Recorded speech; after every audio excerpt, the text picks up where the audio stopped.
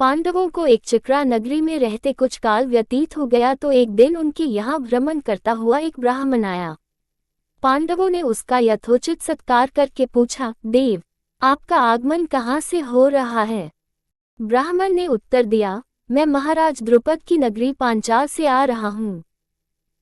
वहां पर द्रुपद की कन्या द्रौपदी के स्वयंवर के लिए अनेक देशों के राजा महाराजा पधारे हुए हैं।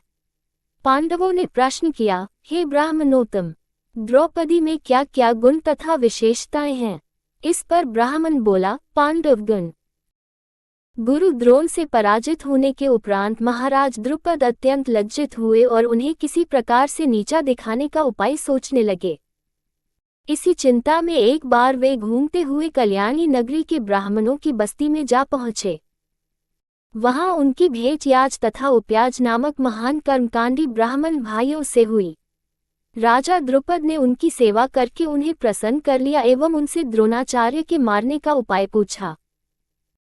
उनके पूछने पर बड़े भाई याज ने कहा, इसके लिए आप एक विशाल यज्ञ का आयोजन करके अग्निदेव को प्रसन्न कीजिए, जिससे कि वे महान बलशाली पुत्र का वरदान दे देंगे।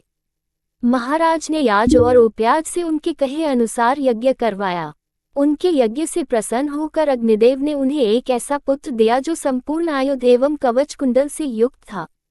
उसके पश्चात उस यज्ञ कुंड से एक कन्या उत्पन्न हुई जिसके नेत्र खिले हुए कमल के समान देदीप्यमान थे। वह चंद्रमा के समान वक्र थी तथा उसका वर्ण श्यामल था।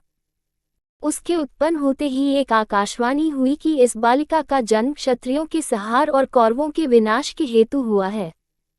बालक का नाम धृष्टद्युम्न एवं बालिका का नाम कृष्णा रखा गया।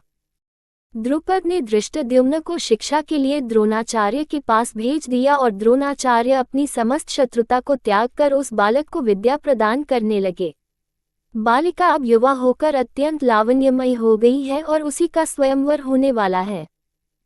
उस ब्राह्मण के प्रस्थान करने के पश्चात पांडवों से भेंट करने वेदव्यास जी आ पहुंचे। वेदव्यास ने पांडवों को आदेश दिया कि तुम लोग पांचाल चले जाओ। वहां द्रुपद कन्या पांचाली का स्वयंवर होने जा रहा है। वह कन्या तुम लोगों के सर्वथा योग्य है, क्योंकि पूर्व जन्म में उसने भगवान शंकर की तपस्या की थी और उसकी तपस्या से प्रसन्न होकर शिव जी ने उसे अगले जन्म में 5 उत्तम पति प्राप्त होने का वरदान दिया था। वह देव स्वरूपा बालिका सब भांति से तुम लोगों के योग्य ही है। तुम लोग वहां जाकर उसे प्राप्त करो। इतना कहकर वेदव्यास वहां से चले गए।